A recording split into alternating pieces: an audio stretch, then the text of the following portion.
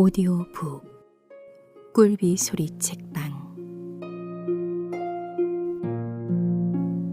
김동인 연재 소설 정열은 병인가 제2부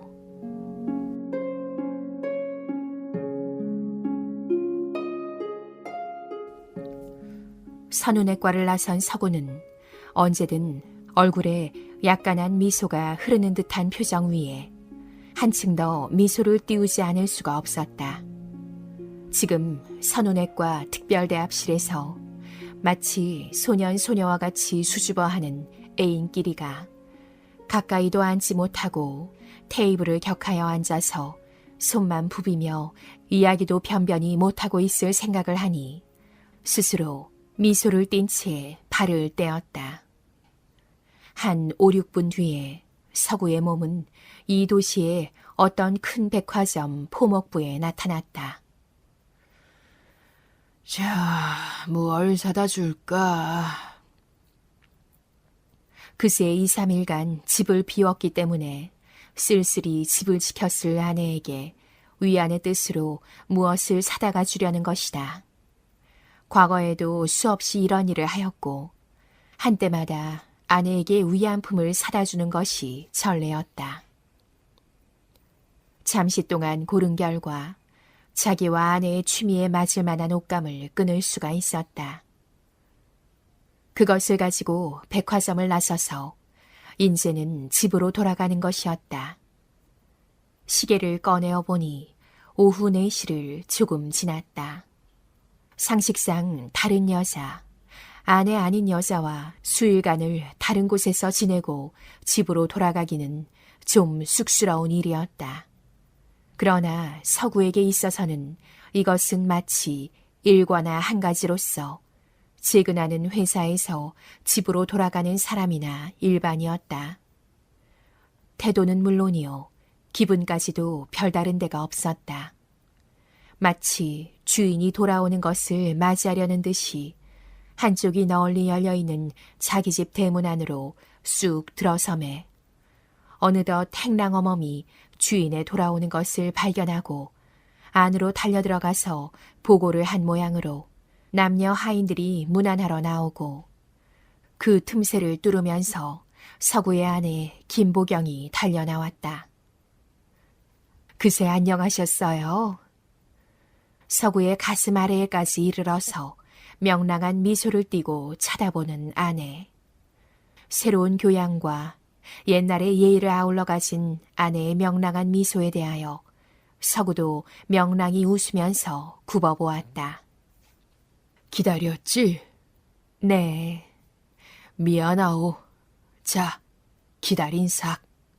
하면서 서구는 백화점에서 사온 물건을 아내의 손에 쥐어주었다. 어머나, 또 사오셨군.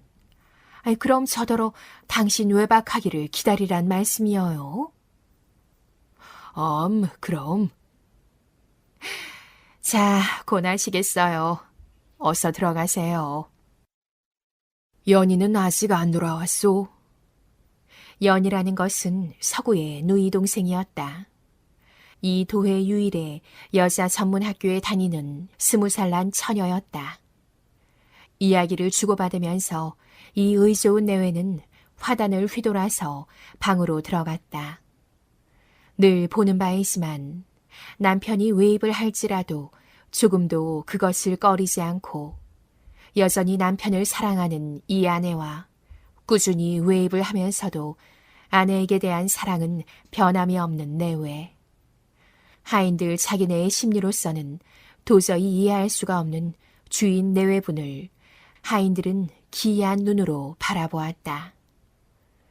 깨끗이 치워놓은 방 안에 들어오면서 서구의 웃옷을 벗어서 아내에게 맡기고 자기는 아랫목에 내려가 몸을 내어 던졌다. 좀 고나군. 고나시겠어요. 저녁 진지까지 한잠 주무실까? 자기는 뭘 자. 그 옷 걸고 이리로 내려오. 그새 며칠에 얼마나 늙었나 좀 봅시다. 아이, 나? 이 아이나라는 감탄사는 서구가 매우 즐겨하는 바였다. 아이나와 함께 미소의 눈을 흘길 때마다 서구는 환희의 전율까지 느끼고 하였다. 미닫이의 드르륵 열리는 소리에 서구는 펄떡 정신을 차렸다. 그새 깜빡 잠이 들었었는지 혹은 무화경에 들었었는지 모르지만 미닫이 소리에 비로소 정신을 차린 것이다.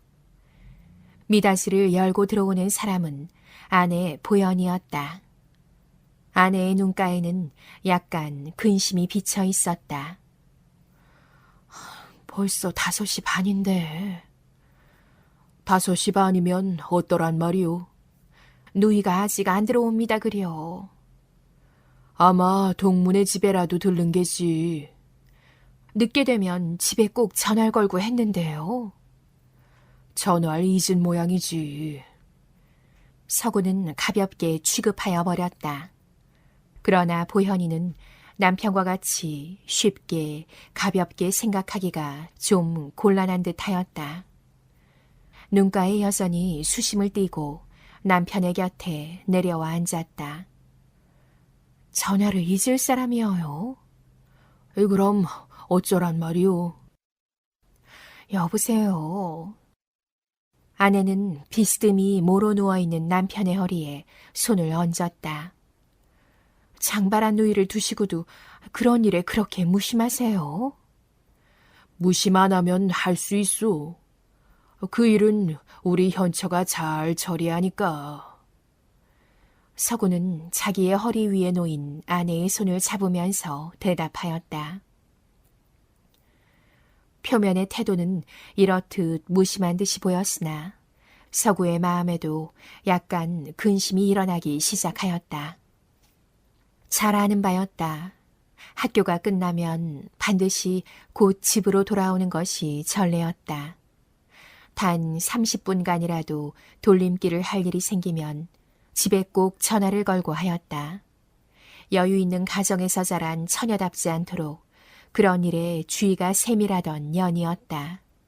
제 오라버니의 악취미 때문에 언니가 늘 쓸쓸해하는 것을 생각하여 그 대신 자기만은 언니에게 근심을 끼치지 않으려고 무척이나 애를 쓰던 년이었다. 그러던 애가 오늘따라 정각보다 1시간 반이나 늦게 되도록 돌아오지도 않고 전화도 없으니 아내도 걱정할 것이거니와 서구 역시 약간 근심하지 않을 수가 없었다. 전화는 분명 없었소. 받은 사람이 없는걸요. 전화 고장도 없는가? 고장은... 그럼 나 같은 생마에게라도 걸렸나? 할 말이 없어서 서구는 이렇게 웃어버렸다. 아내는 남편의 얼굴을 쳐다보았다. 농담으로 치워버리려는 것을 나무라는 기색이었다. 그러나 남편의 품행이 품행이니만치 자기의 마음에 있는 근심을 그대로 남편의 앞에 쏟아놓기도 좀 어려운 처지였다. 저녁상이 들어왔다가 나가고 저녁 뒤에 내외가 의족해 산보를 나갔다가 돌아올 때 시간으로 따지자면 밤 9시경에 자기네 집 대문 앞에서 저편서부터 오는 연희와 딱 마주쳤다. 아이고. 연희가 먼저 알아보았다. 약간 놀란 소리였다. 연희야, 어머, 언제 오셨어요? 오늘 왔다. 넌 어디 갔다가 지금이야 오니? 동문의 집에 좀 어색한 기색이 분명하였다. 보연이가 그 뒤를 받았다. 아, 전화나 좀 걸어줄 게지. 걱정 안 하나. 마침 전화가 없는데요. 이야기를 주고받는 동안 그들은 어느덧 안뜰까지 들어섰다. 안뜰에 들어서면서 연희는 마치 오빠 내외를 피하듯이 황황히 자기의 방 쪽으로 발길을 돌렸다. 안녕히 주무세요. 오, 잘 자거라. 그러나 보연이만은 남편의 뒤에 떨어져서 연희가 방 안에 들어가기까지 연희의 뒷모양을 바라보고 있었다. 이튿날 아침 명랑한 첫 여름볕이 들어비치는 동양마루에 서구의 내외는 대좌하여 조반을 먹고 있었다. 여보, 바야흐로 밥을 입으로 가져가던 아내는 숟갈을 중도에 멈추고 대답하였다. 네. 참 우스운 일이 있어. 뭐요? 서늘한 녀석이 어느 틈에 약혼을 했어. 아내는 놀라는 태도였다. 아니, 약혼까지는 안 했지만 애인이 있더란 말이오. 애인이요? 아이나, 이를 어쩌나. 어쩌기는 어째. 연희 졸업하면 신랑감으로 내정해두지 않았어요. 아, 참. 그럼 선우 박사한테 그런 낌새도 안 보이셨죠? 아, 깜빡 잊었구만. 저런. 온갖 일에 대범하고 무심한 남편을 아내는 어이없이 쳐다보았다. 관연한 누이 동생을 가진 오빠는 어떤 총각이든 간에 무심히 볼 바가 아니거늘 이런 좋은 신랑감을 게다가 아내의 당부도 한두 번이 아니어늘 잊어버린단 웬 말인가. 당신도 참 오빠 자격도 없수. 남편 자격도 없고 자식이 없으니 부모 자격도 없고 부모가 안 계시니 자식 자격도 없고 아무 자격도 없으시구려. 웃어버리지 않을 수가 없었다. 그 대신 당신도 꼽아봅시다. 자식을 못 낳았으니 아내 자격도 없고 어머니 자격도 없고 조모 자격도 없고 증조모 자격도 없고 또 아이, 그만두세요. 아이, 그런데 선우 박사의 애인이라는 규수는 어떤 사람이어요?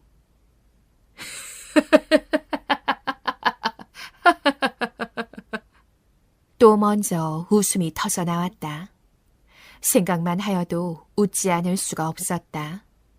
웃으면서 허리를 젖혀서 모퉁이에 놓인 축음기를 조금 끌어당겼다.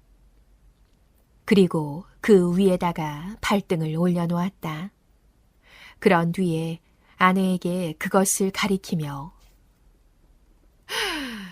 선우 부인의 여자는 꼭 이 모양에다가 홍두깨 같은 다리 둘만 달렸으면 여정일걸.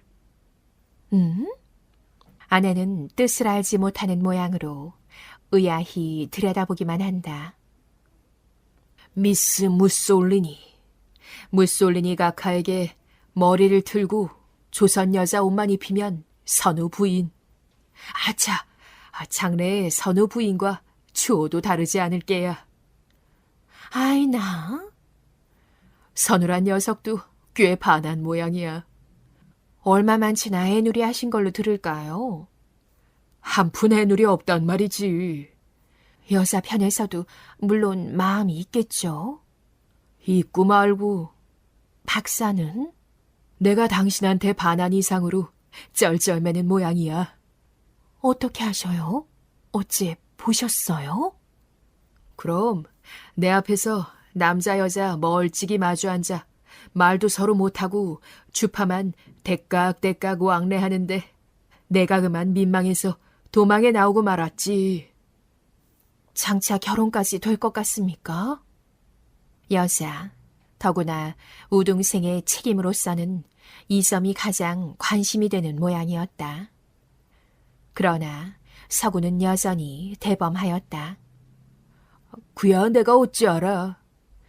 눈치에. 눈치를 그렇게 잘 채면 형사 노릇하지.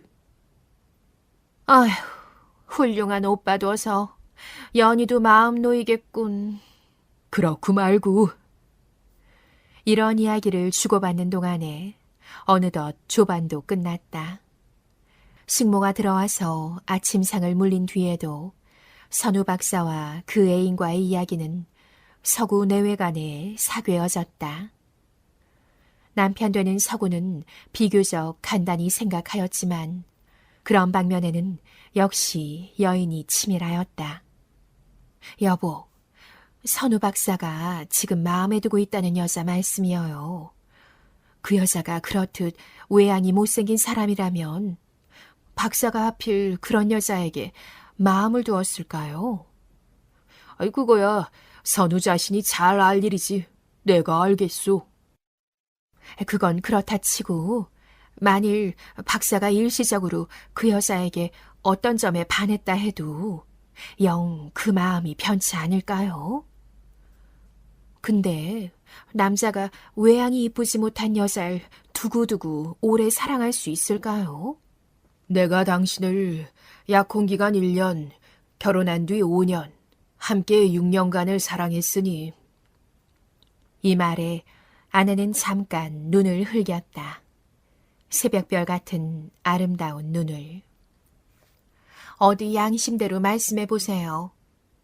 아이, 이건 무슨 신문 봤네. 아이나, 참말이에요. 아이, 정직히 자백하리다. 소인 같은 사람이면 무솔리니 양과 같은 여잔 애인, 아내로는 꿈에도 못 두겠소. 캄캄한 데서 우연히 음성에 반하고 무슨 아름다운 행동에 반했다 치더라도 밝은 데서 그 얼굴을 보기만 하면 사랑 한 방 다 식겠소. 엄한 부모님이 정해주신 배필이라고 해도 당장에 내쫓겠소. 요컨대 여자는 외양부터가 여자답구야 남자에게 사랑을 받을 권리가 있고 외양이 여자답구야 남자가 계속해서 사랑하는 법이지. 무솔리니 양 같은 사람이 행랑아범 자격밖에는 무에 또 있겠소. 그럼 당신이 박사의 친구시라면 한번 생각해 보시길 권해야죠. 이거 큰일 났군. 남의 사랑에도 간섭하나? 사랑인지 일시적 흥분인지 아세요? 내 누이 줄 테니 무솔리니 양 버리라고 교환 조건으로 빌어볼까? 아내는 또 남편을 흘겼다. 흘기면서 대답하였다. 권하지만 주의하세요. 그 여자가 얼마나 박사를 사모하는지는 모르지만 그 정도가 크다 하면 여자의 감정, 짓밟힌 감정, 실망도 고려해야 하지 않아요? 아이고, 논리학 교실 같아서 빽빽하구려. 나도 듣기가 약간 거북한걸. 당신도 좀 반성하세요. 서구는 아내의 얼굴을 힐끗 보았다. 질투의 표정은 조금도 있어 보이지 않았다. 선우의 이야기는 뒤로 밀고 내 변명 한마디 하지. 자기의 취미 혹은 향락을 위해선 남의 감정 등을 약간 희생해도 좋다는 논법은 당신이 허락을 안 할 테지. 그 대신 내가 여지껏 상대해온 여자는 전부가 저쪽에서 먼저 걸어온 게고 그 뒤에 저쪽이 먼저 뒷걸음치기 시작하기 전엔 나도 늘 보조를 맞춰주고 했으니깐 아마 내가 감정을 유린당한 편이지 남을 유린한 일은 없었을걸. 더욱이 내가 기혼자인 줄 알면서도 덤벼드는 일이니까. 이 논법은 어떻소? 이것도 기각이요? 집어치우세요. 온 동네가 다 웃겠어요. 자, 그럼 내가 무솔리니 양을 유혹해서 저절로 선우에게서 떨어지게 하나? 그러다가 당신께 매달려서 영 안 떨어지겠다고 야단하면 어쩌세요? 결혼하지. 그런 여자가 자식을 낳으면 항우만 못하지 않을걸. 그러세요. 에라. 에헤, 오래간만에 서재에 들어가 볼까?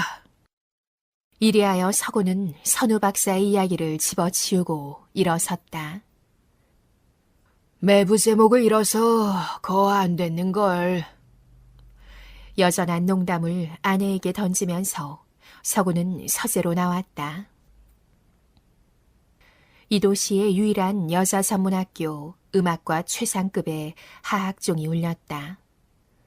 피아노 반주에 무슨 노래들을 부르던 청아한 소리는 조금 전에 그치고 그 뒤에 무엇을 설명하는 듯하던 소리도 하악종 소리와 함께 끊어졌다. 우수수하니 일어나는 소리가 잠시 소란스러웠다.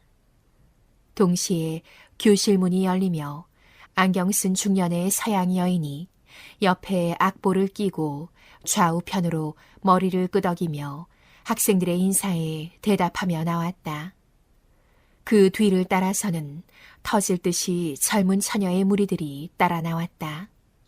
악보며 교과서를 싼 책보를 하나씩 끼고서 책보를 싸기가 좀 더디었던 듯 맨 나중에 달린 처녀 하나가 동무들의 틈을 부비어 뚫으며 바삐 나왔다.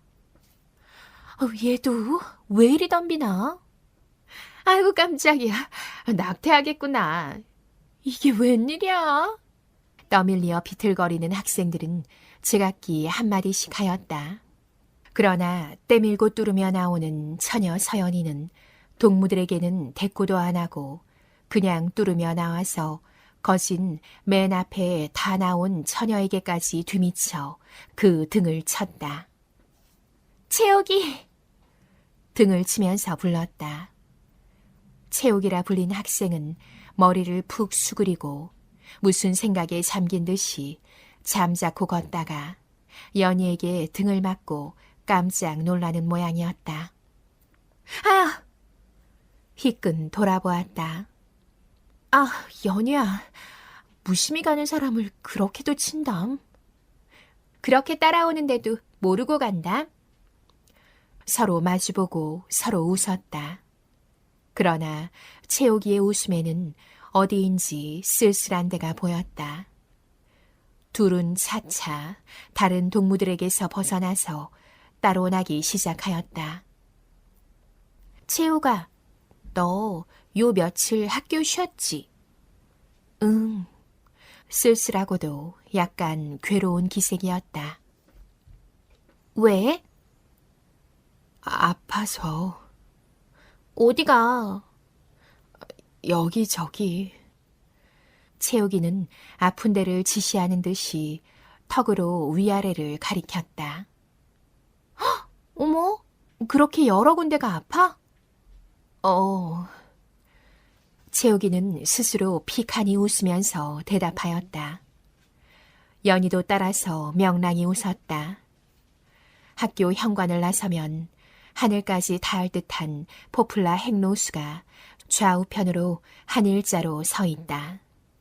그 틈으로는 첫 여름 햇빛이 줄기줄기 내려 비치고 있다.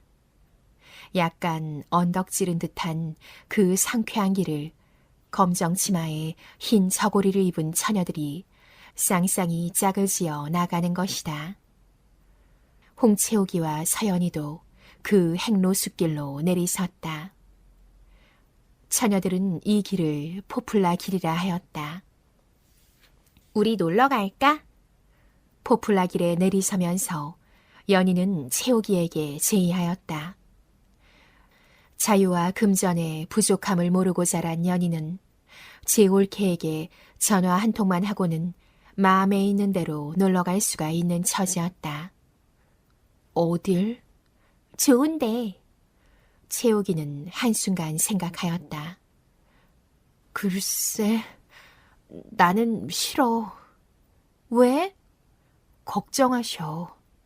어머님께 허락을 두고 가자꾸나. 그래도. 가자. 오늘은 몹시도 비싸게 구네. 몸도 아프고. 그러기에 놀러 가자 말이지. 자, 내 말만 들어. 나도 언니께 전화하고 올게. 잠깐 기다려. 그러고는 채옥이의 의견은 듣지도 않고 도로 돌아가서 학교로 뛰어들어갔다. 연희가 집에 전화를 걸고 도로 나올 때까지 채옥이는 무슨 큰 수심이라도 품은 사람같이 우두커니 그 자리에 그 모양대로 서 있었다. 자, 난 허락을 받았으니 인제는 홍두 허락을 받아야지. 나 오늘은 참말 용서해줘. 응, 연희. 채옥이는 거진 애원하는 듯한 눈을 들어 자기보다 약간 키가 큰 연희를 쳐다보았다. 오늘은 왜 그러는 거야? 정말 놀러 못 갈 사정이 있어. 정말? 응. 거짓말 없이? 채옥이는 또다시 애원하는 듯한 눈을 연희에게 던졌다. 얼굴에 비하여 약간 큰 듯한 눈을 넓게 뜨고 미소와 애원이 섞인 듯한 표정으로 쳐다볼 때 이 눈을 정면으로 받은 연희는 각 붙잡아주고 싶은 충동을 받았다. 사정이 그렇다니 금일은 용서할게. 채옥이 그렇게 몸이 아파? 몸도 아프거니와 다른 사정도 있어. 다른 사정? 채옥이는 대답이 없었다. 연희도 다시 굳이 묻지 않았다. 두 처녀는 묵묵히 포플라길을 교문으로 향하여 내려가고 있었다. 묵묵히 내려갈 동안 연희는 여러 번 슬금슬금 채옥이의 얼굴을 곁눈으로 보고 하였다. 연희의 마음에는 괴롭고 불쾌한 한 가지의 감정이 단단히 붙잡아서 털어지지 않았다. 김동인 연재 소설 정열은 병인가 제2부 오디오북 꿀비 소리 책방